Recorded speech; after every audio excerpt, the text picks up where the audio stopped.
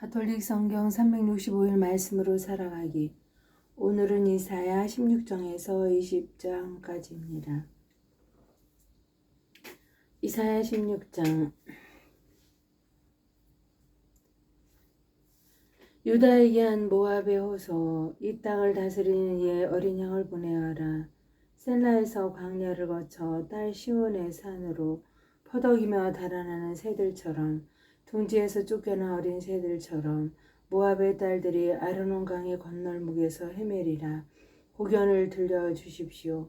결정을 내려주십시오. 한낮에 그대의 그늘을 밤처럼 펼쳐주십시오. 쫓기는 이들을 숨겨주고 도망치는 이들이 들키지 않게 해주십시오. 모압에서 쫓겨난 이들을 그대 곁에 머물게 하여 파괴자 앞에서 그들에게 피난처가 되어 주십시오. 억압이 그치고 파괴가 끝나 압제자가 이 땅에서 사라지면 다윗의 천막 안에는 신위로 왕자가 굳게 세워져 공정을 추구하며 정의의 발근이가 그 위에 진실과 함께 좌정하리이다. 모압에 대한 애도. 우리는 너무나 도도한 모압의 교만에 대하여 들었다. 그의 거만과 교만과 방자함, 그의 허풍에 대하여 들었다. 그리하여 모압이 그 자신 때문에 슬피 우는구나. 모두가 슬피 우는구나. 그들은 히레셋의 건포도 과자 생각에 더없이 상심하며 탄식하는구나. 정령 헤스본의 포도밭들과 시브마의 포도줄기들이 황폐하게 되었구나. 그 고급 포도들은 여러 민족의 군주들을 도취시켰건만 그것들은 야제리까지 퍼져나가고 사막까지 퍼져나갔으며 그 덩굴들은 무성하게 자라 바다 건너까지 다다랐었건만 나 이제 야제르가 통곡하듯 시브마의 포도줄기 때문에 통곡하리라. 헤스본과 에랄레아 나의 눈물로 너를 적시리라. 내 과일과 곡식의 수확이로 적군의 함성이 덮쳤다. 과수원에서는 기쁨과 즐거움이 사라지고 포도밭에서는 환성도 울리지 않는다. 포도 화개는 포도 밟는 사람이 없고 흥겨운 소리가 그쳐버렸다. 그래서 나는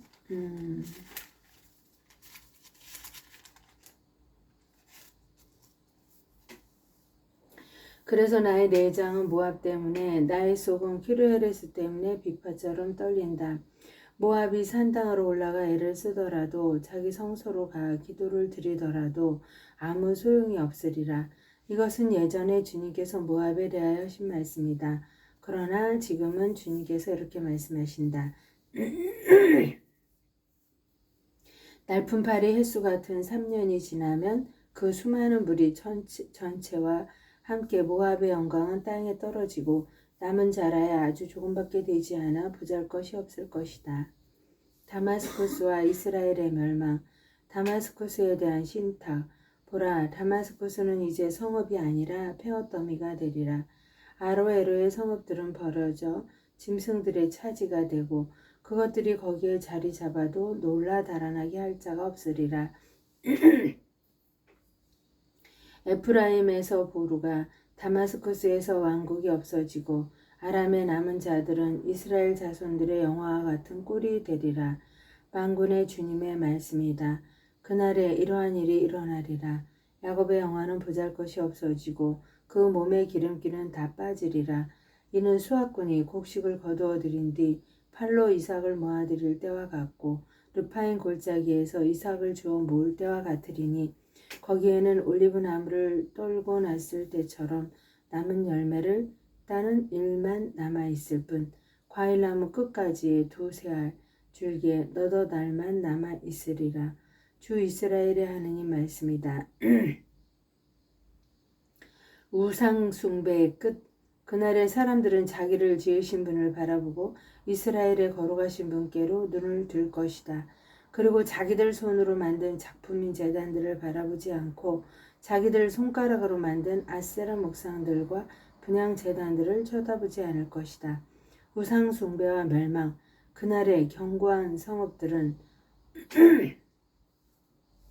그날의 그 견고한 성읍들은 이스라엘 자손들 앞에서 버리고 도망친 히이족과 아모리족의 성읍들처럼 내버려져 황폐하게 되리라.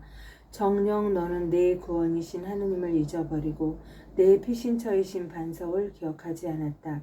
그러므로 네가 희열의 식물들을 심고 낯선 신의 덩굴나무 묘목을 심어 내가 심은 그날로 자라게 하고 씨앗을 뿌린 그 아침으로 싹이 트게 하여도 그것이 병드는 날 수확은 사라져 너에게 회복할 수 없는 고통이 되리라. 침략자들의 멸망. 아, 수많은 민족들의 고함 소리. 그들은 바다가 노하듯 고함을 지른다. 결의들의 함성. 그들은 거대한 물이 포효하듯 함성을 지른다. 큰 물이 포효하듯 결의들이 함성을 지른다. 그러나 그분께서 그들을 꾸짖으시자 그들은 멀리 도망친다. 산 위에서 바람에 날리는 겨처럼 폭풍 앞에 방랑초처럼 그들은 쫓겨난다.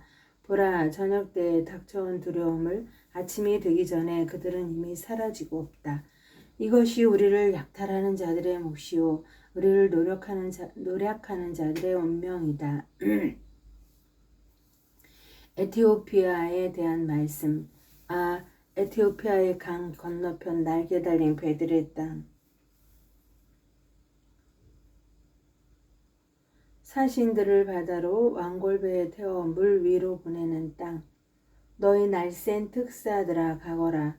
훤칠하고 말쑥한 결의에게로. 어디에서나 두려움을 일으키는 민족, 강줄기가 여러 갈래로 뻗은 땅에 사는 강력하고 승승장구하는 결의에게로.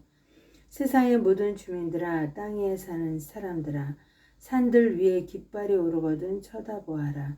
나팔 소리가 울리거든 들어보아라. 정령 주님께서 나에게 이렇게 말씀하셨다. 햇볕 아래 따가운 더위처럼, 수확철 더위 때 이슬 구름처럼 나는 내 처소에서 조용히 바라보리라. 수확하기 전에 꽃철이 지나서 꽃이 포도로 여물어 갈 때 가지들은 낫으로 잘리고 덩굴들은 거쳐 뜯겨나가리라. 그것들은 모두 산의 맹금들과 들의 맹수들에게 넘겨져 맹금들이 그 위에서 여름을 나고 들의 온갖 맹수들이 그 위에서 겨울을 나리라. 그때 훤칠하고 말쑥한 민족과 어디에서나 두려움을 일으키는 민족에게서 강줄기가 여러 갈래로 뻗은 땅에 사는 강력하고 승승장구하는 결에게서 만군의 주님의 이름을 모신 곳 시온산으로 만군의 주님께 드릴 선물이 보내질 것이다. 19장. 이집트의 멸망. 이집트에 대한 신탁. 보라, 주님께서 빠른 구름을 타시고 이집트로 가신다. 이집트의 우상들은 그분 앞에서 벌벌 떨고 이집트 사람들의 마음은 속에서 녹아내린다. 내가 이집트인들을 부추겨서 동기끼리 이웃끼리 싸우고 성읍끼리 왕국끼리 싸우게 하리라. 이집트 안에서 사람들은 혼이 빠지고 나는 그들의 계획을 무산시켜 버리리라. 그러면 그들은 우상들과 훌령들, 영매들과 점쟁이들에게 물어보아라. 내가 이집트인들을 냉혹한 군주의 손에 넘겨 포악한 임금이 그들을 다스리게 하리라. 주 만군의 주님의 말씀이다. 바다에서는 물이 마르고 강은 바싹 메마르리라. 개천들은 악취가 풍기고 이집트의 나일강과 지류들은 물이 줄고 메말라 갈대와 부들이 시들어 버리리라. 나일강 어기 강가에 있는 풀밭과 나일강변에 파종된 밭들은 모조리 말라 바람에 날려 아무것도 남지 않으리라. 어부들은 탄식하고 나일강에 낚시를 던지는 자들은 모두 슬퍼하며 물에 그물을 치는 자들은 생기를 잃어가리라. 아마포를 만드는 자들은 실망에 빠지고 삼을 삼는 여인들과 삼배를 짜는 자들은 얼굴이 창백해지며 그 직조공들은 기가 꺾이고 품팔이꾼들은 모두 낙담하리라. 초안의 제후들은 어리석기만 하고 파라오의 현명하다는 고문관들은 우둔한 고문들이다. 그런데 너희가 어찌 파라오에게 저는 현인들의 자손이며 옛 임금들의 자손입니다 하고 말할 수 있느냐? 너희의 현인들은 도대체 어디 있느냐?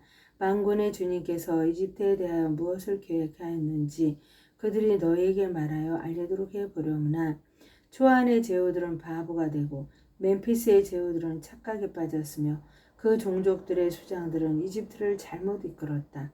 주님께서 그 가운데에서 혼란의 영을 섞어 놓으시자 그들은 하는 일마다 이집트를 비틀거리게 하여 주정꾼이 제가 태워낸 것 위에서 비틀거리는 꼴이 되게 하였다.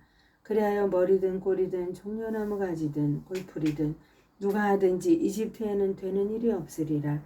이집트의 미래에 그날에 이집트인들은 여자들처럼 되어 자기들 위로 휘두르시는 주님의 손 앞에서 무서워 떨 것이다.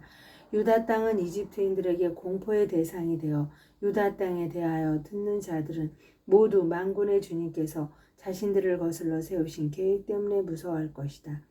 그 날에 이집트 땅에는 가나안 말을 하고 만군의 주님께 충성을 맹세하는 5성읍이 생길 터인데 그 가운데 하나는 태양의 도시라 불릴 것이다.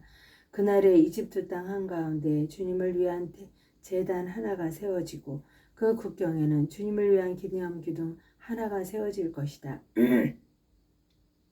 이것이 이집트 땅에서 만군의 주님을 위한 표징과 증인이 되어 그들이 압제자들 때문에 주님께 부르짖으면 그들에게 구원자를 보내시어 그들을 보호하고 구원해 주실 것이다. 주님께서는 이렇게 당신 자신을 이집트인들에게 알리시고 그날에 이집트인들은 주님을 알게 될 것이다. 그들은 희생과 제물을 봉헌하며 주님께 서원을 하고 그대로 채울 것이다. 주님께서는 이집트인들을 치시겠지만 치신 뒤에는 곧바로 고쳐주실 것이다. 그들은 주님께 돌아오고 그분께서는 그들의 간청을 들으시어 그들을 고쳐주실 것이다.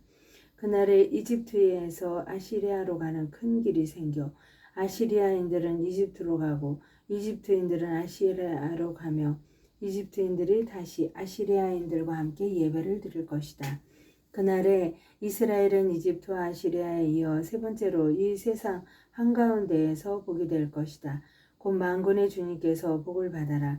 내 백성 이집트야, 내 손의 작품 아시리아야, 내 소유 이스라엘아 하고 말씀하시면서 복을 내리실 것이다. 이집트와 에티오피아의 멸망 20장 아시리아 임금 사르본이 파견한 총사령관이 아스돗으로 진군해 와서 아스돗을 공격하여 그곳을 점령하더니 일이다. 그때 주님께서 아모스의 아들 이사야를 시켜 이렇게 이르셨다. 자, 내 허리에 두른 자루옷을 풀고 내 발에서 신을 벗어라. 그는 그렇게 하고서 알몬과 맨발로 다녔다. 그 뒤에 주님께서 말씀하셨다. 나의 종 이사야가 이집트와 에티오피아에 대한 표징과 예표로서 3년 동안 알몬과 맨발로 다닌 것처럼 그렇게 아시리아 임금이 이집트 포로들과 에티오피아 일배자들을 젊은이나 늙은이나 할 것 없이 이집트에게 수치스럽게도 엉덩이까지 드러낸 채 알몬과 맨발로 끌고 갈 것이다. 그러면 사람들은 자기네 희망이었던 에티오피아와 자기네 자랑이었던 이집트 때문에 놀라며 부끄러워할 것이다. 그리고 그날에 이 바닷가 주민들은 말할 것이다. 보라, 우리의 희망이었던 나라가 이 꼴이 되었구나. 아시리아 임금에게서 구해달라고 도움을 청하러 그곳으로 도망쳤는데 이제 우리는 어떻게 난을 피한단 말인가. 하느님의 영광을 위하여 성모님과 함께 감사드리며 봉헌합니다.